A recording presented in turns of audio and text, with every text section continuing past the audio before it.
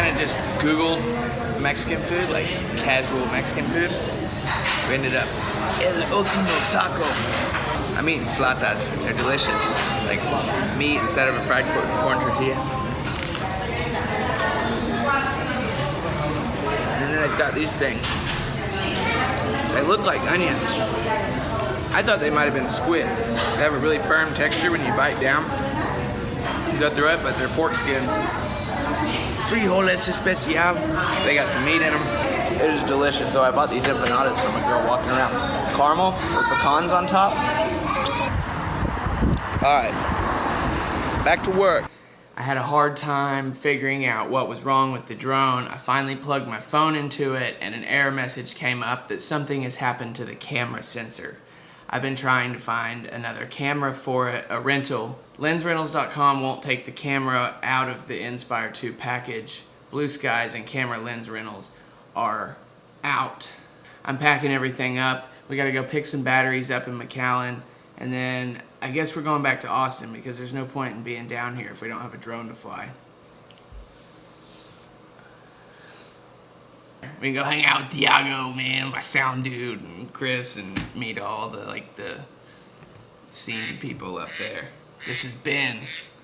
All right, so the boss just ordered a new camera. We will be back in the air. The weather's a little sketchy, but we're gonna get this thing done, yo. All right, so we got another room at the Texas Inn.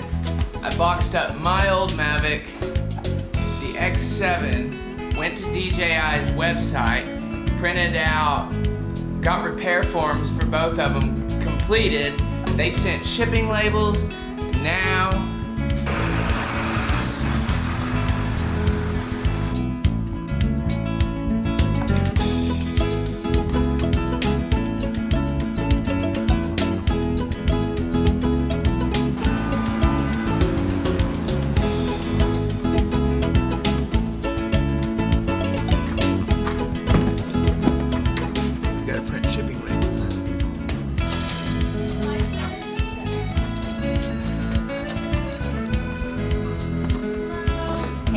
this goes with this. Are you setting that one up too? Oh. Alright. It's sent. We got tracking numbers. Hopefully they'll fix the Mavic. And the X7 is, well, we'll see. Hey man, we're on Highway 69 headed to Mcallen, Texas from Brownsville. It's a little bit different down here than the Mexican food I'm used to in like El Paso and San Angelo. It's all homemade tortillas, which is awesome. And what's the difference in like the cuisine? Basically what we call here the women's cook, not the men. Okay. A lot of people, we have cooks out there, they don't put it the same faith to it as a woman does. Mama's gotta be cooking. Mama's gotta be cooking. Who said the man was a chef? The chef's supposed to be working elsewhere, not in the kitchen. Anyways, this is delicious. I'm gonna eat. Yeah. Come on over to Irene's restaurant. Well, we got Gary in here trying to get me somewhere to stay here, but he's a good man. Looking forward to see you guys coming over. If you don't mind, Irene's restaurant. Tell me. Mom's home cooking, Valley home style cooking. 19 years in the making. And it's delicious. And mom's a cook, not a boy. Mom's a cook. How did Mama get into this? How the mother get into it? Yeah. The bills, necessity. By paying all the bills, we had to take a good step ahead in order to make ends meet. Yeah. And you told me she's 71? She's 71. She's in the kitchen. She will not like to get interviewed. Believe me. All right, thanks, man. We'll probably keep both of us out the door. Whatever you can do, man. We're looking forward to see you. Yeah, I appreciate it. All right. Family-owned restaurants, keeping it real. Irene's in Mcallen, Texas. And they got homemade lemonade too. It's delicious. I really can't figure out what the difference in ingredients is in Mexican food all over the country. I've kind of come to the conclusion that the ingredients are more or less the same, and it's the style of how they're prepared that's different. Like down here in the valley, they don't have, chili rellenos are not something that you find regularly.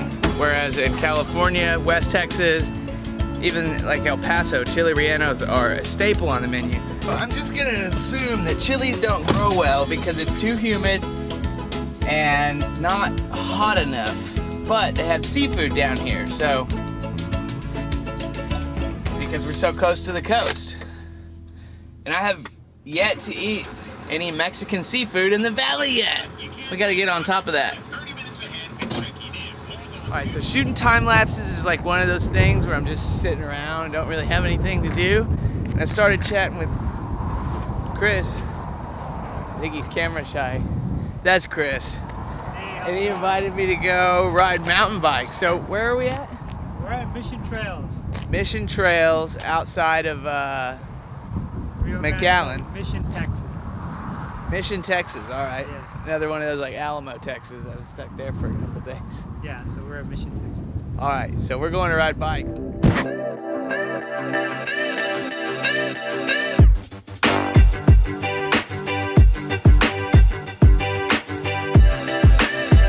So the levee that we're on top of right now is part of where the proposed border wall is going to be. It's crazy. And then everything to the left, so south of us, is no man's land between the Rio Grande and the wall. This levee is creates an irrigation canal.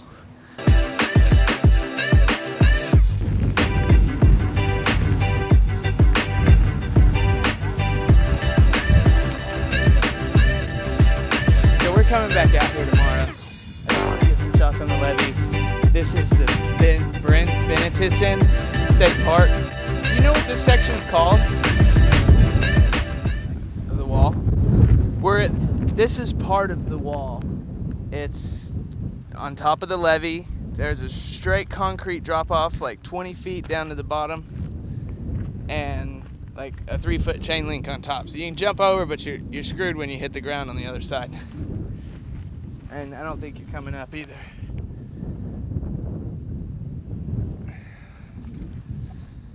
Border Patrol, we passed like 5 Border Patrols so far. We just dropped down off of the levee through a gate in the wall.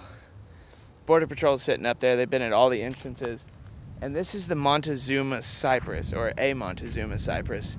It's a 900-year-old tree, and it sits in kind of no man's land between the wall and the river, which is down on the other side of that field.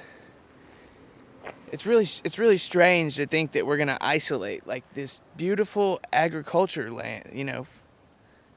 Like we need to be able to produce food, and we're just completely isolating it by, you know, putting a wall in that doesn't allow access to the land in between. So at this point, I'm going to assume that there will probably be some type of public access, or maybe not public, private access allowed for landowners.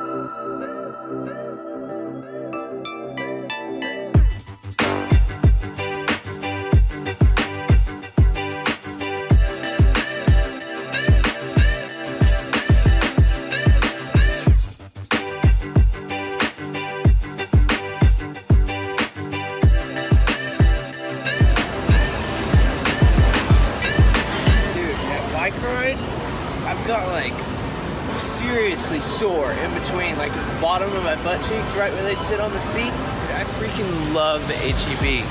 It is the kind of grocery store that you can eat dinner at.